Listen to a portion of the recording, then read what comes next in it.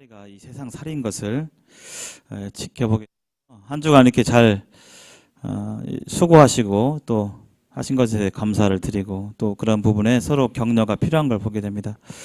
자,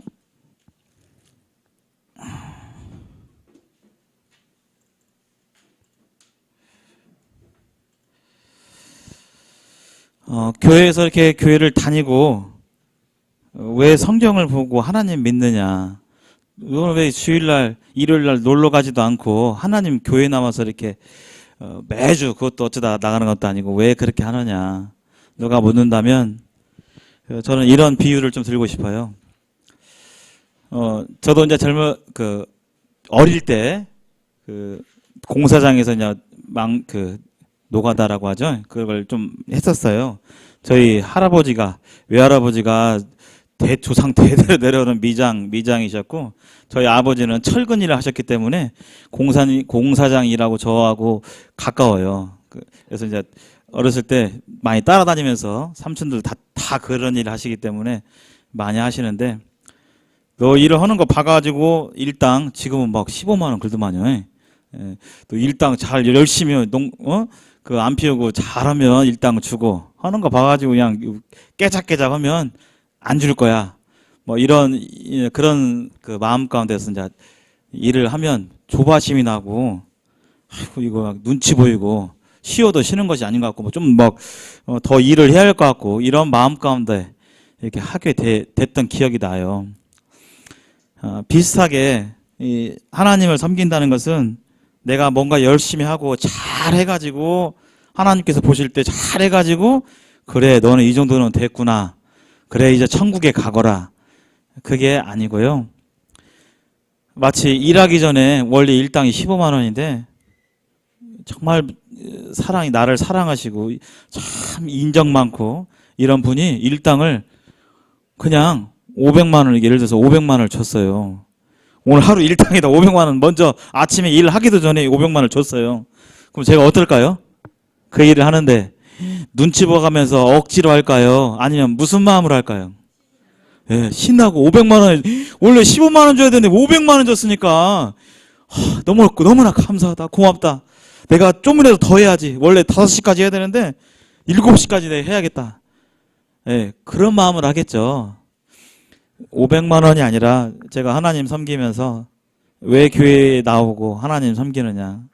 500만 원이 아니라 몇 조보다 더 귀한 그 싹스를 이미 주셨어요. 이미 주셨어요. 이미 받았어요.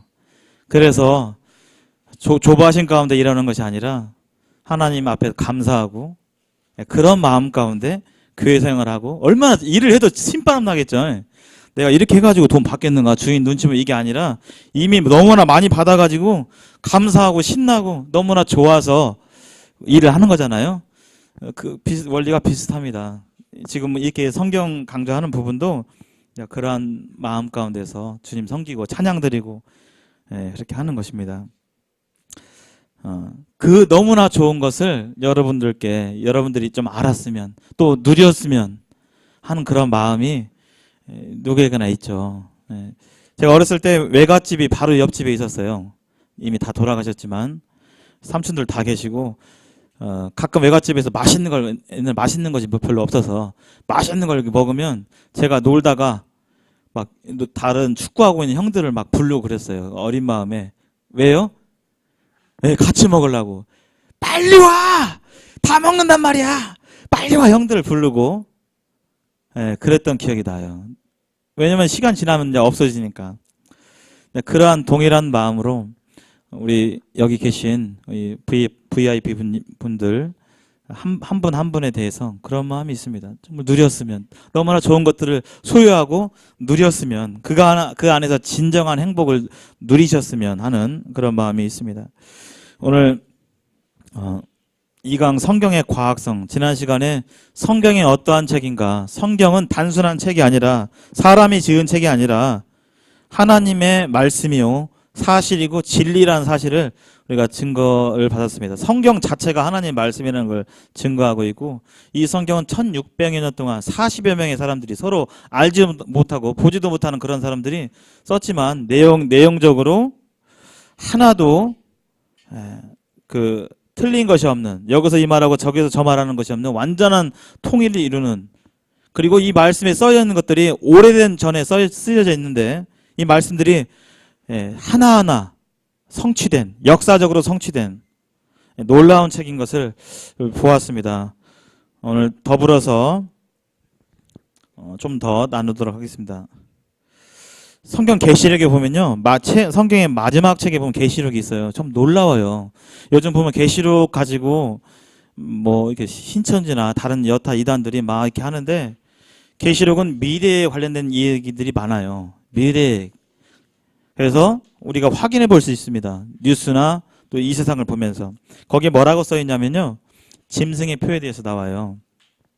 제가 한번 읽겠습니다.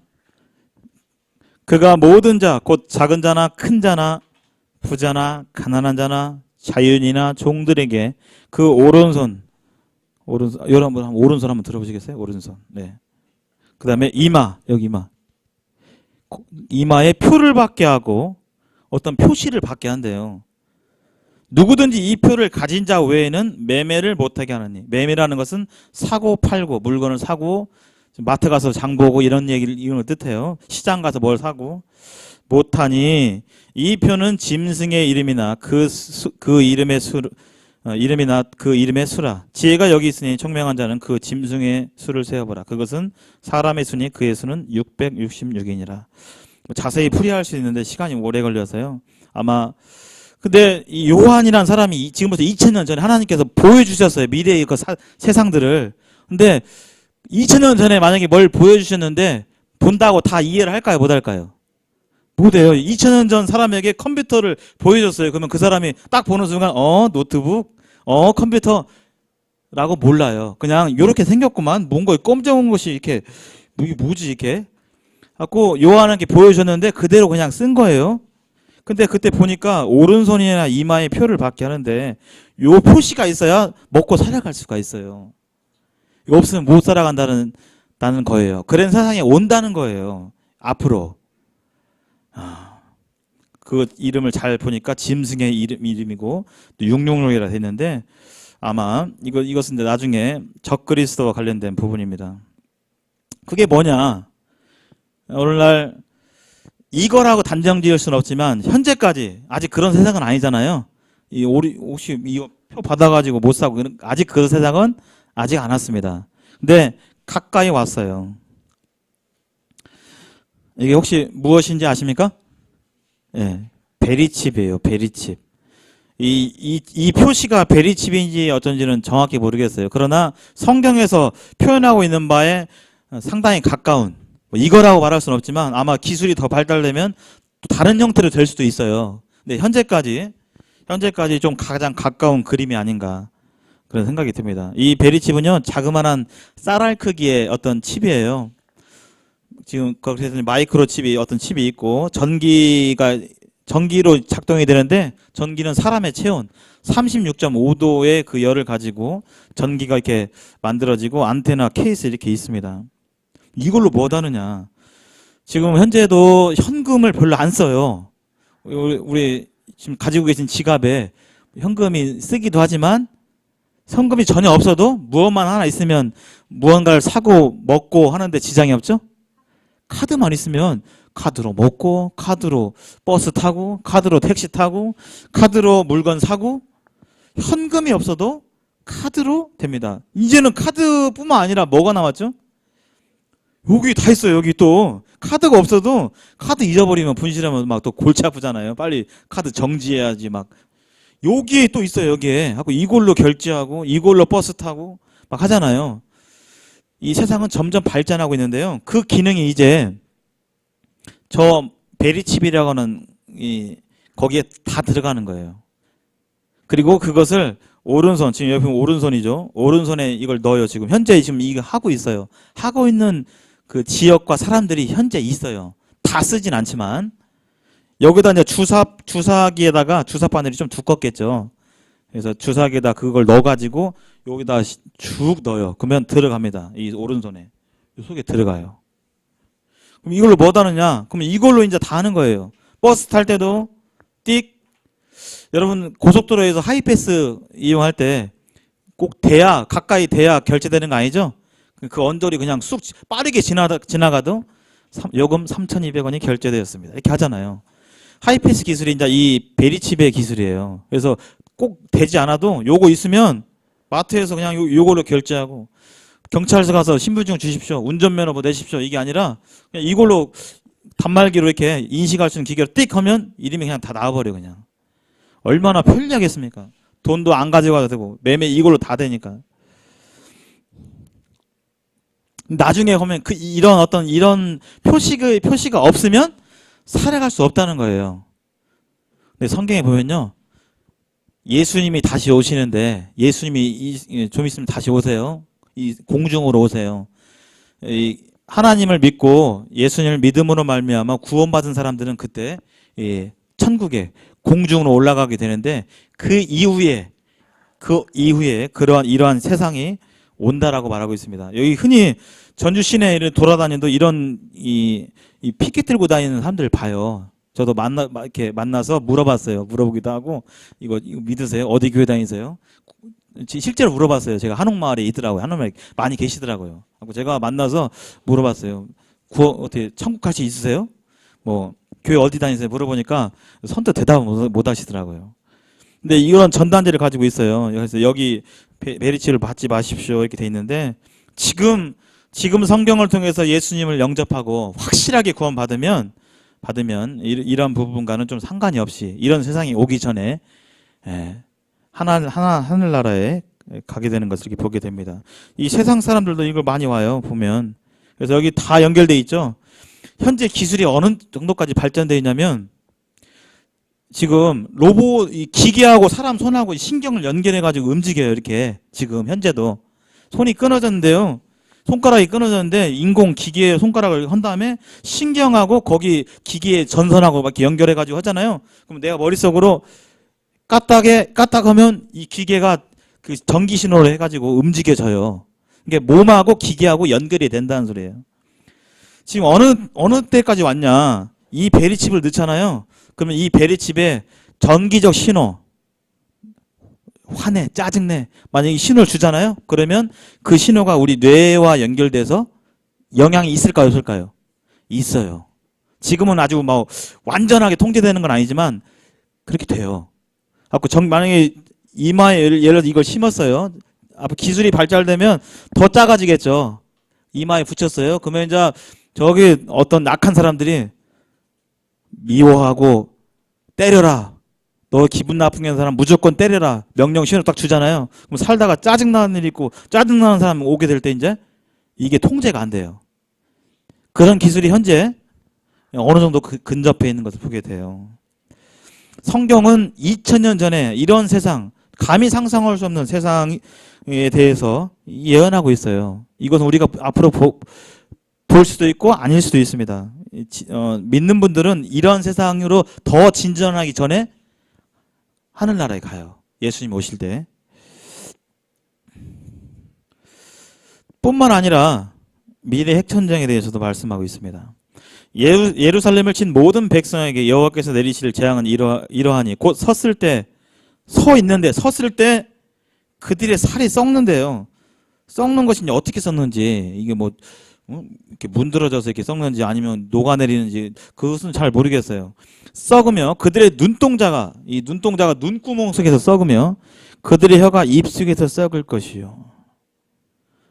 그 당시 기술, 이게 2000 몇 년 전에, 몇백 년 전에 이 예언이 쓰일 당시에는 이러한 무기가 없어요. 기껏해야 그때 2000 몇 년 전이니까 창 날리고 막 화살 쏘고 이런 데잖아요. 돌 굴리고. 근데 요즘 무기들은 이런 무기들이 있습니다. 있어요. 화학 무기도 그렇게 되고요. 화학 무기도. 뭐 이거 화학전 연기 맞잖아요. 그러면 순식간에 그냥 여기 수포 막 이렇게 생겨가지고 그냥 1, 2분 안에 그냥 죽는 무기가 현재 지금 화학 무기가 있어요. 뭐 그렇잖아요. 뭐 옛날에 김정은 이복 동생인가요? 저 어디서 죽었죠? 필리핀인가에서 죽었잖아요.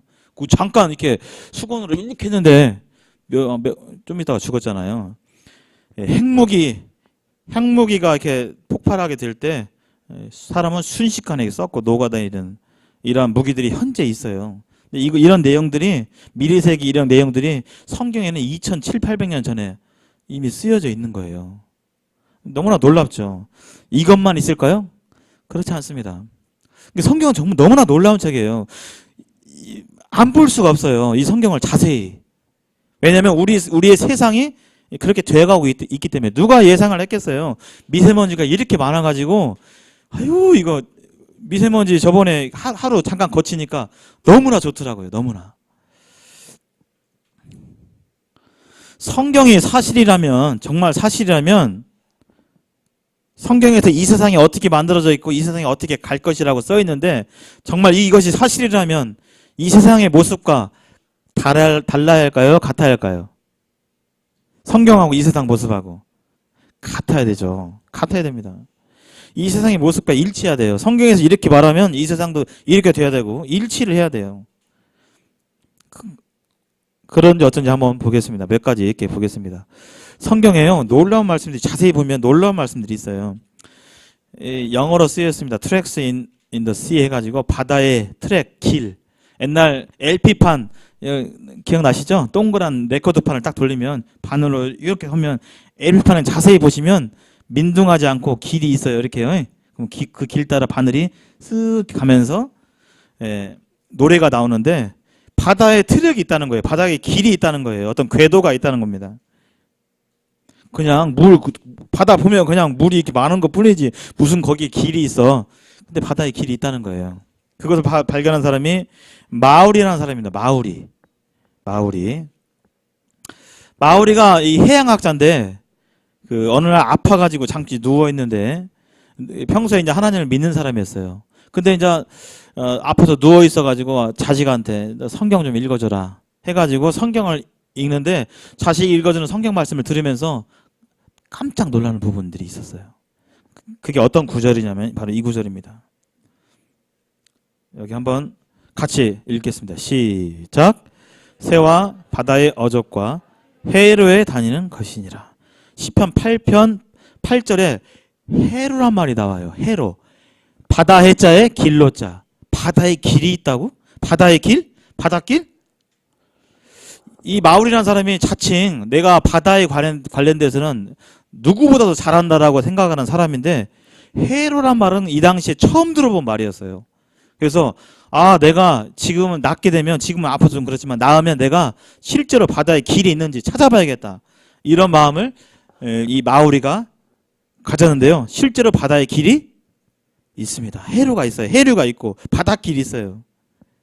오늘날 보이지 않는 이 공중에도 비행기 항로가 있는 것처럼 비행기가 아무 데나 가지 않아요. 그 공기에 있는 이 대기에 있는 비행기가 다니는 길로 가거든요. 바다에도 그런 길이 있다는 거예요.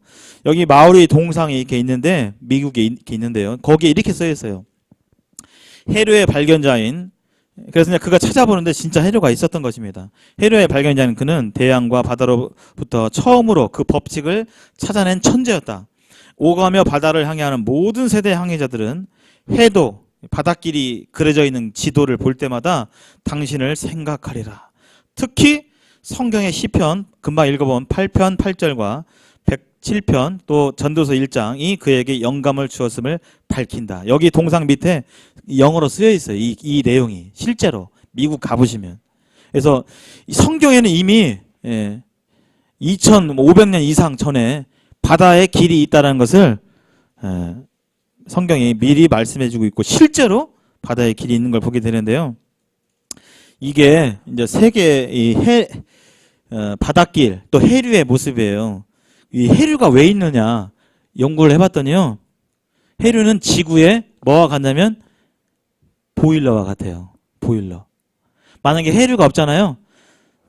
북극과 남극은 지금보다 훨씬 더 추운 곳이 되고 적도는 저기 아프리카 이쪽은 더 더운 곳이 돼가지고 사람이 살 수 없는 그런 땅이 되는 거예요. 근데 이 해류가 뭘 하냐면 적도에 있는 아프리카에 있는 뜨거운 열을 저 북쪽으로 옮겨줘요. 우리 보일러 그 배관 이렇게 물 타고 이렇게 가서 하는 것처럼 그렇게 해가지고 지구가 비교적 물론 남극과 북이 여기보다는 춥지만 비교적 온도 차이가 덜 나도록 하는 것이 바로 이 해류 해류의 역할입니다. 해류의 역할.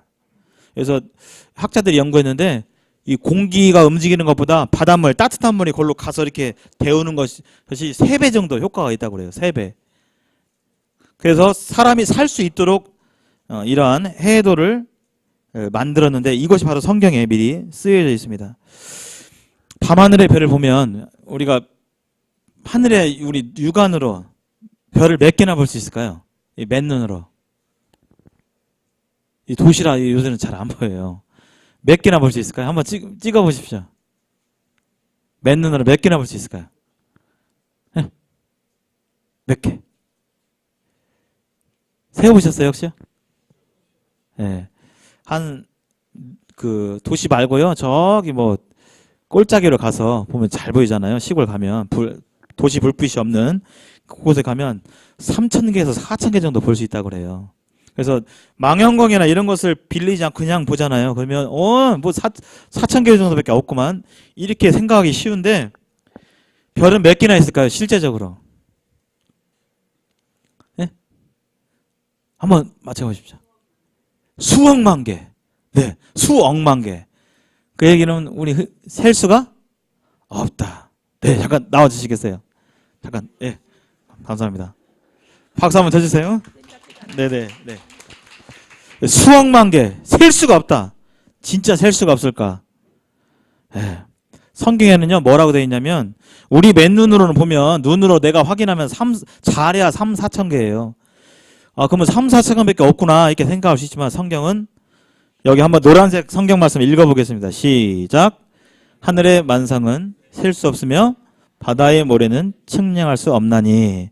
여기 하늘의 만상, 이 만상이라는 말이 어려운데요. 영어 성경에 보면 스타예요. 스타. 별들. 하늘의 별들은 셀 수 없다. 성경에서요. 과학이 발달되기 이전에 예레미야는 2500년 전 그 말씀인데 성경에서 별은 3, 4천 개다. 이렇게 쓰이지 않았어요. 눈으로 볼 때 보는 한계가 3, 4천 개인데 성경은 별을 셀 수 없을 만큼 많다라고 성경은 말하고 있습니다. 과학이 발달돼 가지고 최근에 들어서야 이 별의 개수를 실제적으로 알 수가 있게 되었어요. 우리가 지구가 속해 있는 태양계가 속해 있는 게 은하계입니다. 이게 은하계예요. 나선형으로 이렇게 돼 있어요. 나선형으로. 여기에만요. 별이 1,000억 개 정도 있어요. 1,000억 개. 별이 1,000억 개. 한번 생각을 해보시기 바랍니다. 수학자들이 이렇게 계산을 해봤는데 하나, 둘 숫자를 세가지고 1억까지 세는데 얼마나 걸릴까요? 하나, 둘, 셋, 넷, 다섯, 여섯, 일곱, 여덟, 아홉, 열. 더 오래 걸리겠네요. 1, 2, 3, 4, 5, 6, 7, 8, 9, 10. 이런 식으로 해가지고 1억까지 세는데 얼마나 걸릴까요? 사람마다 차이가 있겠죠. 오차가 크겠지만 3, 4년 걸린대요. 1억만 세도 하나, 둘, 셋, 넷. 근데 여기 보면 1,000억 개 셀 수 있을까요? 실제적으로 셀 수가 없어요. 사람은 셀 수가 없어요. 사람이 한 1억 년 살면 셀 수도 있는데 우리 끼케야 100년을 못 살죠. 셀 수가 없습니다. 이 은하계에만 1,000억 개의 별이 있어요. 1,000억 개. 야, 이 그림은 뭔지 아세요? 여기 지금 이렇게 알록달록한 이렇게 별처럼 보이는 게 보이는데 이게 뭘까요? 이게 우주 전체에 있는 은하입니다. 은하의 모습이. 이게 별이 아니라 은하예요. 아까 앞에서 본 이 지금 은하계, 우리가 속한 은하예요. 이게 바로 각각이 다. 저 속에는 다 1,000억 개 이상의 별들이 있어요. 우주 전체에는 현재 과학자들이 계산한 바로는 우주 전체에는 1,000억 개의 별을 가진 은하가 우주 안에 1,000억 개가 있어요. 또 1,000억 개. 상상이 되시나요? 근데 이것을 만드신 분이 하나님이시라고요. 그러니까 하나님은 머릿속으로 셀 수 있는 그런 분이 아닙니다. 1,000억 개 곱하기 1,000억 개를 하면요. 공이 22개 붙어요. 헤아릴 수가 없어요. 이것은. 이 성경의 말씀이 맞죠. 이 별들은 셀 수가 없다라고. 이미 2,700년 전에 과학이 만원경이 발달되기 전에 성경은 분명히 말씀하고 있고 그 말이 사실인 것을 보게 됩니다. 그리고 이 별에 대해서 다른 성경이 이렇게 표시하고 있어요. 창세기에 3,500년 전에 하늘의 별과 같고 네 자손을 하늘의 별과 같고 바닷가의 모래와 같게 하리니 이런 표현이 있어요. 하늘의 별과 같고 바닷가의 모래와 같게 하겠다. 이 말은 하늘의 별의 수와 바닷가의 모래의 수가 지금 비슷한 급으로 말하고 있죠. 같은 급으로 말하고 있습니다. 즉 하늘의 별의 수와 바다의 모래의 수가 거의 동등하다라고 말하고 있어요. 정말 그럴까요? 예, 이것도 과학자들이 얘기를 했습니다. 2009년도 지금부터 10년 전에가 세계 천문의 해가 이제 한국에서 있었어요. 그래서 그 당시 이 천문의 해에 많은 사람들이 해외에서도 많이 오고 많은 질문을 했는데 그중에 가장 많이 했던 질문이 과연 우주에 별이 몇 개나 있을까요? 이런 질문들이 많이 있었어요. 근데 과학자들이 이걸 추정해 봤는데 슈퍼컴퓨터나 이런 걸 돌려서 추정해 봤는데 별의 수는 모래알 수만큼이나 많다라고 이것을 계산해냈어요. 지구상에 있는 모든 모래의 최적, 그 다음에 모래 한 알갱이의 크기, 이런 것들을 계산해 보니까 별의 수, 아까 1,000억 개 곱하기 1,000억 개의 별의 수나 지구에 있는 모래알 한 개의 그 모래의 수가 거의 일치한다. 그래서 성경에 아까 있는 표현, 하늘의 별과 바닷가의 모래알의 수가 거의 동급이라는 그 사실이 사실로 밝혀졌고 제대로 된 비유라고 성경은 또 과학이 분명하게 말하고 있습니다. 따라서 해보겠습니다. 성경은 진리다. 성경은 사실이다. 네. 또 성경에요. 북쪽 하늘에 지금부터 3,500년 전에 북쪽 하늘에 엄청난 공간이 있다라고 말하고 있습니다. 여기 성경 한번 읽어보실 분 손들어 한번 읽어보시죠. 누가 좀 크게 한번 읽어보시죠. 네, 감사합니다. 그는 북편 하늘을 허공에 펴시며 북쪽 하늘을 허공으로 만들어 놓으셨다는 이 성경 구절이 있어요. 여기에 그냥 우리들은 그냥 벌로 볼 수 있지만 천문학자들은 이것을 확인해 봐요. 북쪽 하늘에 허공이 있다고? 허공이 있다고? 무슨 뜻일까? 근데요, 실제로 천문학자들이 보니까요, 이 북쪽 하늘에 엄청난 빈 공간이 있다는 것을 발견했어요. 이건 81년도에 이제 이런 자료가 이렇게 나왔는데, 지구의 이제 북쪽 하늘 북쪽에 지름이 3억 광년, 3억 광년이라는 것은 빛의 속도로 3억 년을 가야 한다는 소리예요. 이 공간이 엄청난 공간이 있다는 것을 발견해가지고 지금 그 당시 신문에 이렇게 나온 부분들이 있습니다. 지금 벌써 81년이니까 40년 전이죠. 40년, 91년, 40년 전이죠. 2007년도에 이걸 또 이제 더 발달된 과학으로 살펴봤는데요. 이게 이제 그 사진이에요, 사진. 이 공간이 엄청난 좀 더 이제 자세히 봤는데 지구로부터 약 60억 광년 떨어진 멀리 있어요. 그곳에 엄청난 공간이 이렇게 있어요. 여기에는 별도 없고 빛도 없고 광선도 없고 심지어 블랙홀도 없는 아무것도 없는 공간이 불가사의한 공간이 있는 거예요. 실제로 만약에 빅뱅이라면 우주가 탄생할 때 어떤 고밀도의 어떤 물자가 팍 터져가지고 밀가루 퍼지듯이 팍 퍼져가지고 별이 이렇게 있다면 이 엄청난 넓은 공간이 빈 공간이 있는 것이 불가능하죠. 근데 엄청난 공간이 이렇게 있는 거예요. 여기에. 그래서 성경이 3,500년 전에 말씀하고 있는 것이 현대 과학으로도 사실인 것을 이렇게 보게 됩니다. 여기 이렇게 지구가 있는데요. 오직 지구만이 하나님께서 이 사람을 살게 만드셨어요. 지금 최근에 뉴스 보니까 무슨 지구와 비슷한 행성을 몇백 개 발견했다 이렇게 돼 있거든요. 비슷할 뿐이지 지구는 아닙니다. 지구. 여기 한번 읽어보겠습니다. 그는 하나님이시니 그가 땅을 지으시고 그것을 만드셨으며 그것을 견고하게 하시되 혼돈하게 창조하지 아니하시고 사람이 거주하게 그것을 지으셨다고 말하고 있어요. 사람이 거주할 수 있도록 지구를 만드셨는데 여기 이게 아까 은하계를 보면요.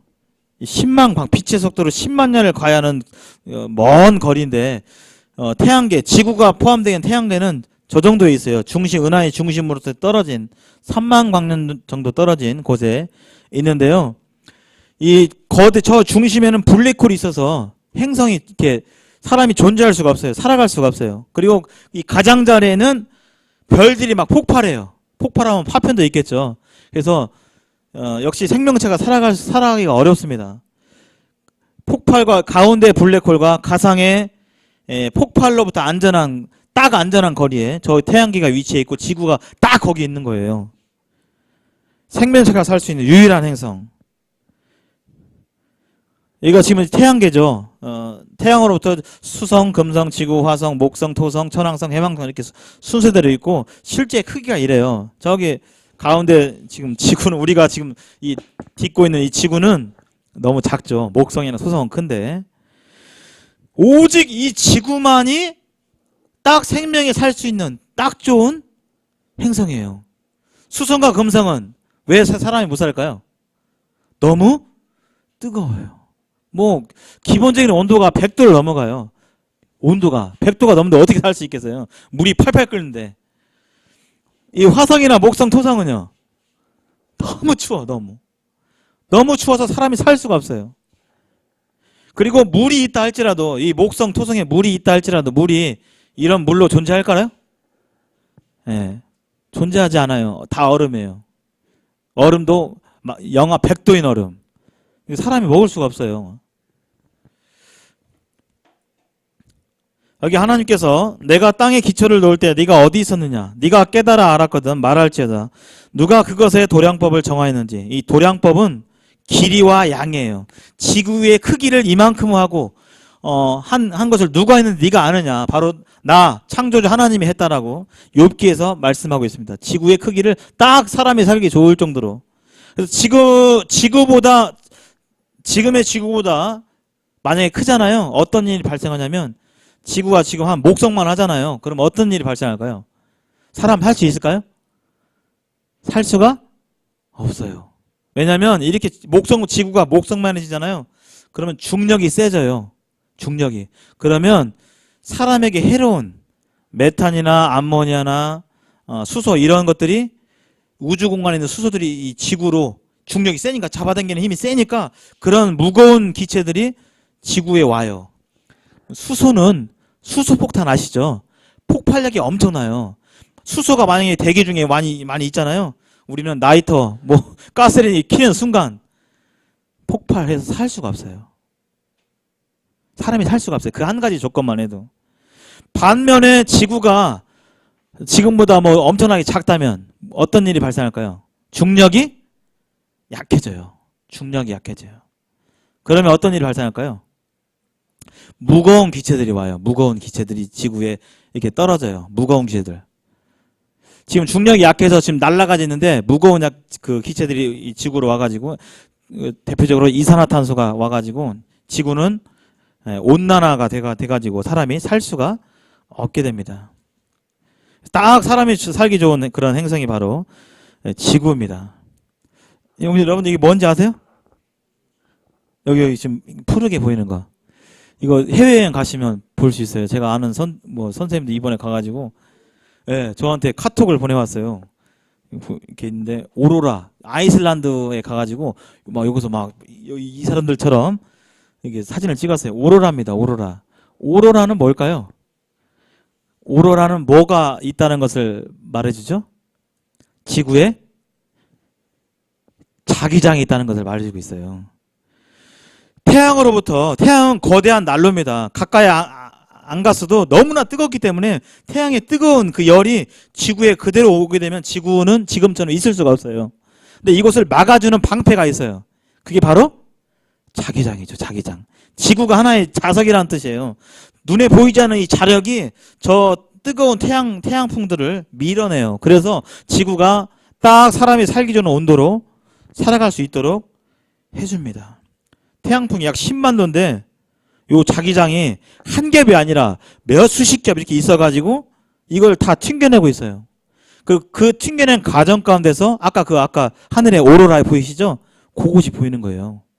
그러니까 이 사람 성경을 모르는 사람들은 아 멋지다 예쁘다 황홀하다 그냥 사진 찰칵 찍고 가지만 사실 과학을 알고 성경을 아시는 분들은 저 오로라야말로 하나님이 이 지구의 생명체를 지키시는 놀라운 방패인 것을 생각하게 되죠.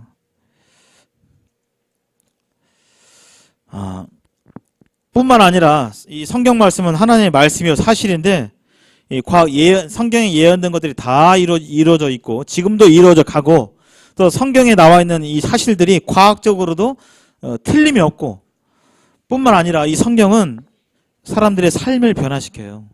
사람들의 삶. 왜냐하면 이 말씀에 하나님의 말씀은 살았고 운동력이 있어 좌우의 날선 어떤 검보다도 예리하여 혼과 영과 및 관절과 골수를 찔러 쪼개기까지 하며 또 마음의 생각과 뜻을 감찰하나니 그렇게 돼 있죠. 이 성경 말씀이 역사하는 거예요. 사람이 하나님을 알게 되고 또 사람의 영혼이 천국에 가고 하는 그 모든 것들은 하나님 말씀에 돼 있어요. 제 말이 아니라 여기 기린노께 어떤 목회자의 말이 아니라 사람의 말이 아니라 이 성경 말씀을 어떻게 받아들이느냐, 성경 말씀을 사실로 받아들이느냐 아니면 그냥 이야기요 기독교의 종교의 경전으로 받아들이냐 요거에 따라 달려 있습니다. 그래서 여기 성경 말씀을 보게 될 때 우리가 이 말씀을 하나님의 말씀으로 믿게 되고 받게 될 때 실제적인 변화가 일어나요. 실제적인 변화. 그래서 이 성경이 하나님의 말씀인 것을 스스로 증거하고 온전한 통일성을 가지고 성경에 말해 있는 예언들이 다 성취되고 또 이 과학이 성경을 증명하고 있고 또 하나님을 믿는 사람들이 변화되는 모습을 보게 될 때 성경은 사실인 걸 보게 됩니다. 한번 읽어볼까요? 성경은 사실이다. 성경은 진리이다. 성경은 하나님의 말씀이다. 이 성경이 하나님이 누구신지를 어떻게 아냐? 다른 홍지서점에 가면 나와 있는 게 아니고 오직 이 성경과 세상 만물을 통해서 알 수가 있어요. 시간이 이렇게 많이 지났는데 시간 안에 하겠습니다. 이 사진은요. 사진 자세히 보시면 알겠지만 지역 번호가 몇 번이죠? 여기 지금 조물주 밑에 063이죠. 전주 저기 제가 봤어요. 실제적으로 저기 어디요 저기 도교육청 앞에 도교육청 T자 삼거리 있죠. 그 앞에 그 플랜카드 걸려 있는 그 자리가 있어요. 이거 봤어요 제가. 대한민국에 조물주 출연했대요. 조물주라는 것은 이 세상을 만든 사람. 이 대한민국에 봤대요. 하나님은 한국 사람일까요?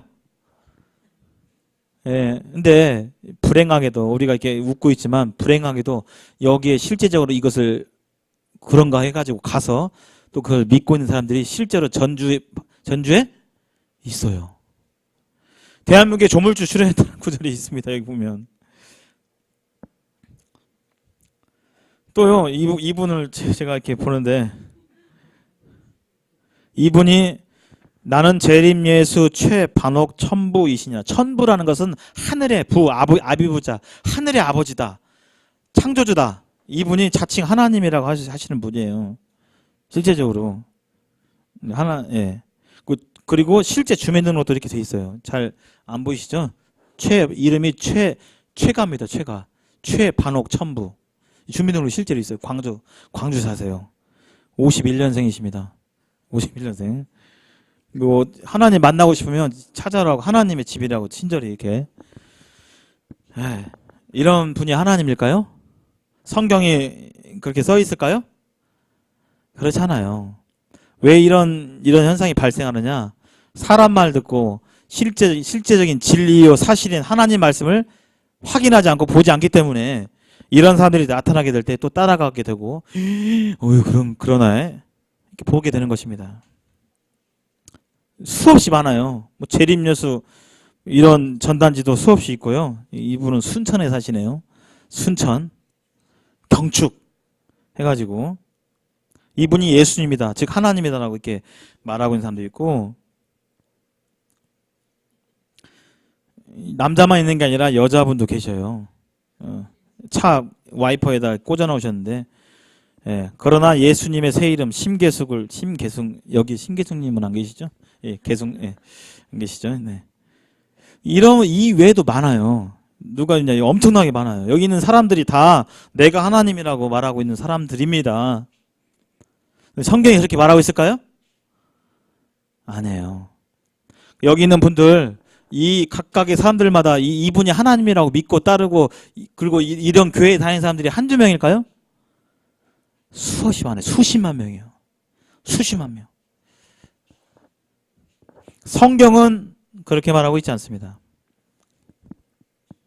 하나님이 누구신지 알아야 되는데, 성경을 말고 성경을 제대로 보지 않고 하기 때문에 저런 사람들을 하나님이라고 말하고 따르고 믿고 또 섬기는 것이죠. 하나님을 알 수 없는 이유가 있어요. 여기 잘 생각해 보시기 바랍니다. 하나님 일단 눈에 보이지 않아요. 여기 보면 우리는 무언가를 알게 될 때 이 5가지 감각들을 써요. 첫째, 가장 많이 의존하는 게 뭐죠? 눈입니다. 우리가 눈을 봤어요. 보게 되면 저거 있구나. 저번에 저거 왔었어. 근데 이 눈이 무한한 능력이 있을까요? 아닐까요? 무한하지 않아요. 제한되어 있어요. 혹시 여기 광주에서 지금 광주에 누구 사촌 사시는 분 뭐 하는지 보이세요? 혹시 저 옥상 올라가가지고 이렇게 보면 광주에 삐 가가지고 광주 지금 우리 사촌 동생이 지금 뭐 하고 있구나 보이십니까? 안 보이시죠? 예. 우리 눈이 한계가 있어요. 혹시 아직도 2.0이시다. 2.0 없으시죠? 요즘 학교에 가서 신청하면서 하면요, 애들 2.0이 거의 없어요. 1.2, 1.5가 이렇게 대세인데, 우리 눈은 제한적이에요. 그래서 멀리 있는 것도 안 보이고 너무 큰 것도 안 보이고, 너무 큰 거 보면 이게 뭔지를 참 안 보여요. 멀리서 봐요. 이게 그거였구나. 너무 작은 것도 안 보여요. 손바닥에 있는 거 지금 보면 아무것도 없잖아요. 근데 현미경 들여다보면 대장균, 세균들이 막 버글버글버글 이렇게 있고, 예, 다 보여요. 만약 그거 보인다면 제대로 살아갈 수 있을까요? 예, 만약에 밥 먹으려고 하는데 이거 좀 수저 들어가지고 보는데 막 여기 세균들이 막 꾸물꾸물 거리는 것들이 보인다면 밥맛이 없죠. 예, 그리고 냄새를 맡아서도 우리는 뭔가를 인지하고 알아가고 그렇습니다. 맛을 보고도 알아가고요. 귀로 들어서도 알고, 예, 안 보이지만 귀로 들어가지고 누가 왔구나. 기차 소리 들리면 기차가 왔네. 예, 손으로 만져보고도 알죠. 그래서 우리 게임할 때 뭐 이렇게 상자에다 넣어놓고 손으로 이렇게 만져보면서 이거 오징어 이렇게 하잖아요. 예, 이 5가지 감각으로 우리는 무언가를 알게 돼요. 근데 이 감각들이 다 한계가 있어요. 정확하지 않아요. 한계가 있어. 그래서 요걸로 이 방식으로 하나님이 누군가를 알아보려고 한다는 것 자체가 사실은 옳지 않은 방법입니다. 이게 완벽하다면 가능해요. 근데 이게 완벽하지 않아요. 안 보여요. 왜 하나님을 알 수가 없느냐? 다음 시간에 얘기 나오겠지만 우리의 영혼이 하나님과 지금 멀어져 있는 상태예요.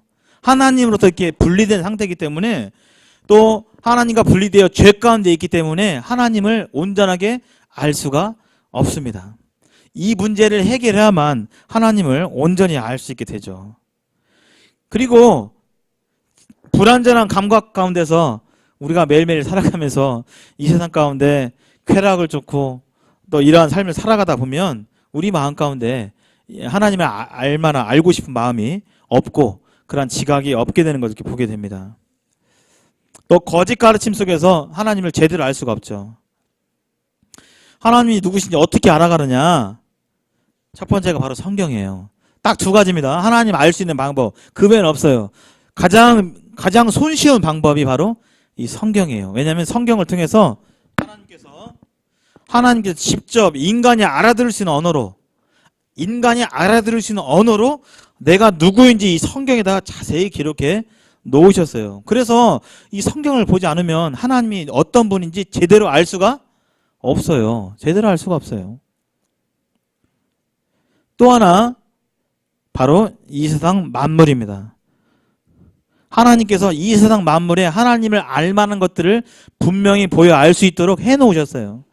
이 세상에 돌아가는 것들을 자세히 보면 도저히 저것은 우연히 만들어진 게 아니구나라는 사실을 알 수가 있고, 누가 만들지 않으면 절대 존재할 수 없다는 사실을 알 수가 있습니다. 여기 한번 누가 한번 읽어주실까요? 누가? 인호 한번 읽어주실까요?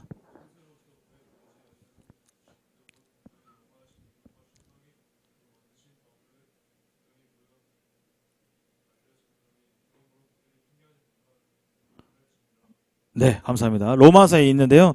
그가 만드신 만물에 분명히 하나님의 어떠하심이 분명히 보인다고 되어 있어요. 그래서 이 자연을 가만히 보면, 자세히 보면 하나님 누가 만들지 않고서는 도저히 있을 수 없는 그러한 것을 통해서 하나님이 계시라는 사실을 우리는 보게 됩니다. 하나님은 누구시냐? 제가 이 그림을 보여드리는데요. 이게 바로 세상에서 가장 값비싼 집입니다. 가장 비싼 집. 전주는 가장 비싼 집이 저기 뭐 있죠. 그래야 제가 알기도 10억을 안 넘는 것 같아요. 가장 비싼 집, 가장 비싼 아파트. 이 집은 얼마나 될까요? 가격이